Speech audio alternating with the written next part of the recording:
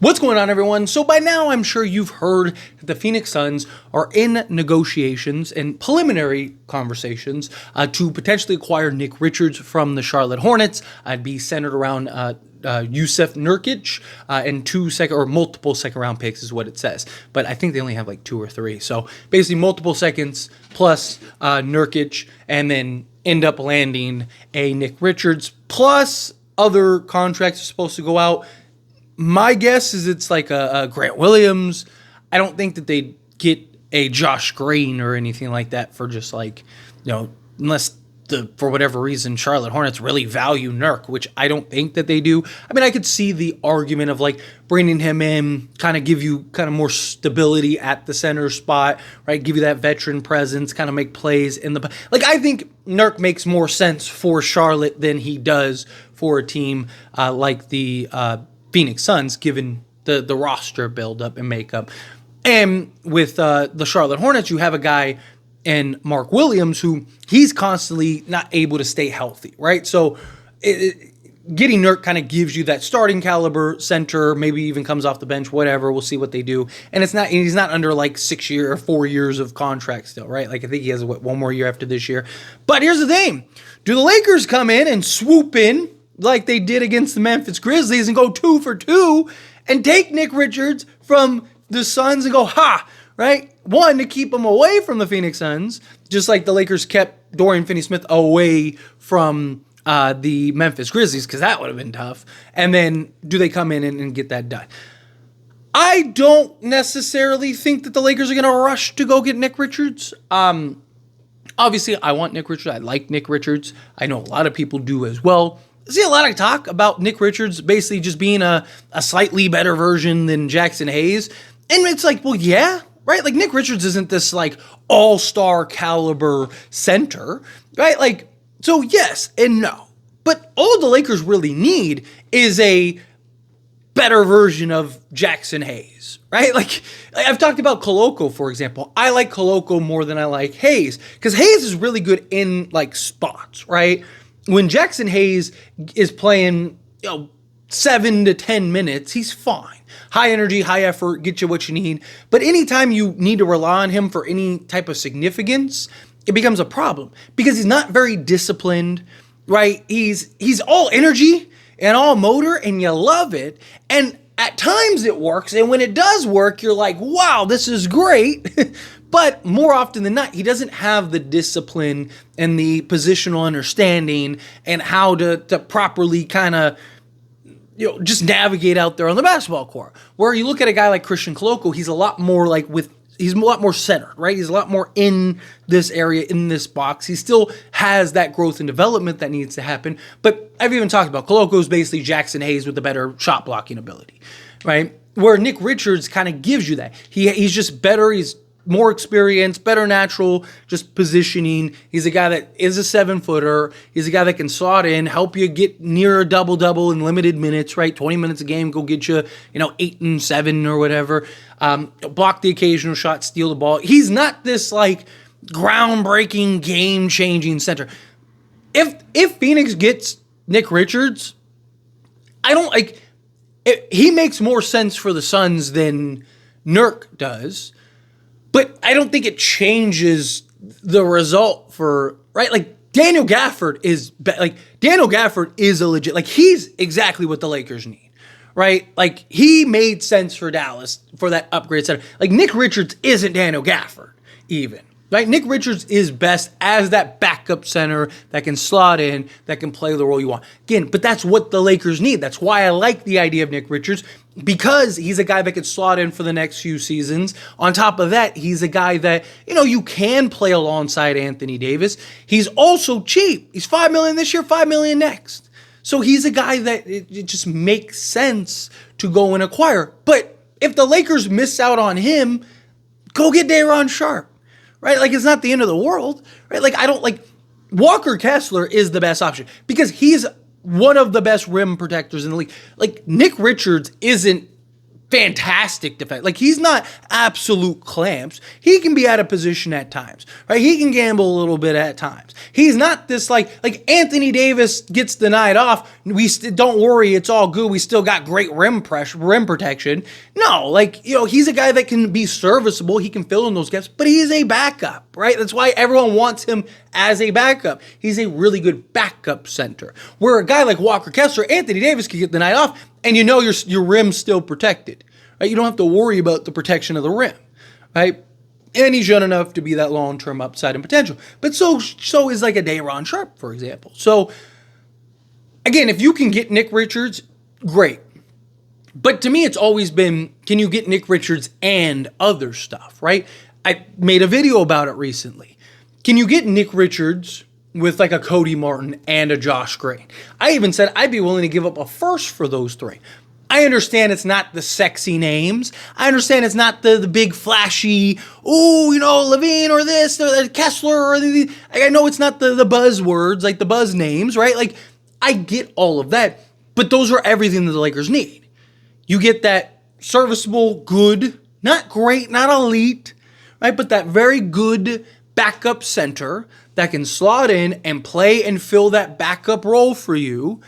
And then also go get a 24-year-old Josh Green who is 6'6", 6'5", 6'6", who could slot in 2 through 4 for you, but gives you a more experienced Max Christie is probably the best way I'd put it, right? Very similar, hustle, energy, athleticism, effort, can defend, lock down, defend multiple positions, hit the open three, right, knock down the three ball, but has more experience in that role than Max Christie does. And we've seen how good Max Christie has been. Right? Imagine if we had another Max Christie, but this one had a little more experience, right, being on Dallas and going through playoffs and stuff like that, right? Like, so again, if you could get something like that, and then a Cody Martin, again, another 6'6", 6'7", versatile wing that can slot in 2 through 4, I like that idea. You got multiple guys that can come in, be part of the rotation. Now your rotation's just more cleaner, more better fit. It's like, $26 million, I think, in salary that you'd have to send out because Josh Richards is making like 12 and some change, so let's call it 13. Cody Martin's making $8 million, so that's 21, and then Richards is making $5 million, so that's 26. So you'd have to send out about $26 million in salary, which you could do, and you could still go get a Bruce Brown. You could still go get some of these other guys, right? I don't hate the idea. Or my other kind of reasoning in Nick Richards is because he's so cheap, if you were to make these other moves, right? Say the Lakers went to the Wizards and got, a Malcolm Brogdon and a Kyle Kuzma, right? That's probably a little too much out of the range, but just bear with me, right? It's just an example. Say they did something like that, right? And it's like, okay, well, we need a center. Okay, well, we don't have $10 million to go get Vu or Valanciunas, or we don't have $20 million to go get Vu. We don't have all this. So then, what can we could just go get a Nick Richards that's making $5 million, and you could do a Jalen Hood-Schifino and a Cam Reddish or a Jackson Hayes or something like that, and boom, there you go. Deal's done. If the Lakers want Nick Richards, the Lakers can get Nick Richards. If the Charlotte Hornets are genuinely considering taking Nurk and second-round picks to unload, and like I said, unless it's like a Grant Williams also in the deal, who he's out for the season, I believe. But even then, it's like they're willing to take that on.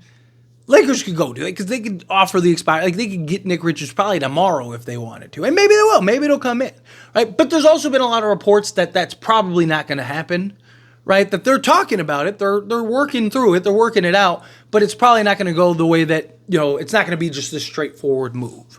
Right, both sides are trying to kind of figure out, okay, well, what about this? What about this? So again, it's preliminary talks, right? Which is essentially just picking up the phone, hey, what do you think? Also, you could argue that this got out because Charlotte probably wants other teams to make a play, right? Hey, you guys better hurry. Phoenix trying to grab them, and we're gonna make the trade to Phoenix unless you guys, hurry up and come out of the woodworks and make the deal, right? That's kind of what this, because why else would that get out, right? Why would the Suns want that to get out? If Phoenix wanted that, Phoenix probably doesn't want that to get out because they're trying to get this done. They want this to be as hush-hush quiet as possible.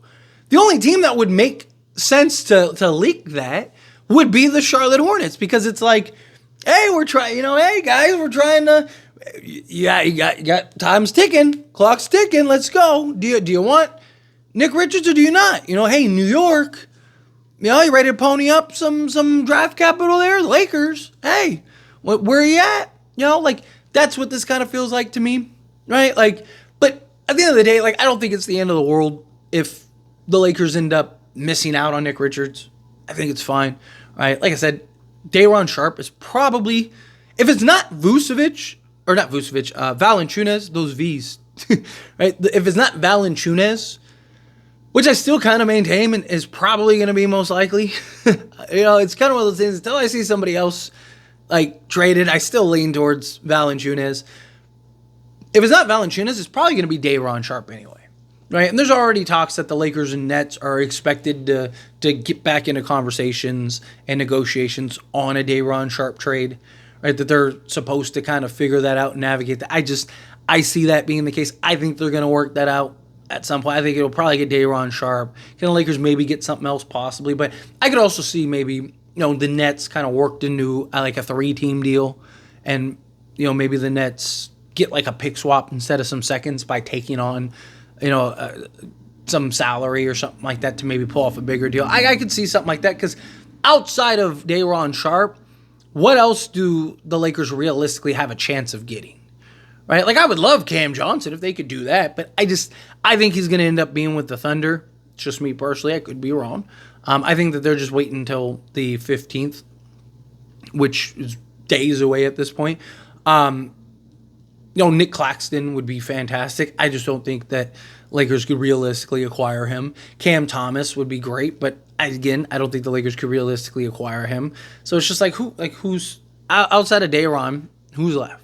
Kind of my point, kind of my thought process. But anyway, as always, this is a discussion. Pass question on you. Let me know your thoughts and opinions down in the comments below. What do you think? Phil, what are your thoughts? What do you make of this? Do you think the Lakers should come in and swoop in and get Nick Richards? Do you think, just let it play out however it plays out? If the Suns fall through, that's one less team you have to worry about. And then now you can go and make your play. How do you think? No, you got to go get Nick Richards. However you feel, whatever your thoughts are, I love to hear it either way. So let me know down in the comments below. That being said, if you haven't liked this video, hit that like button. Helps me out. It's me enjoy these types of videos, and I truly appreciate it. Not subscribe to the channel, hit that subscribe button. Turn on the bell notifications. Appreciate y'all. See you in the next one. Thank you.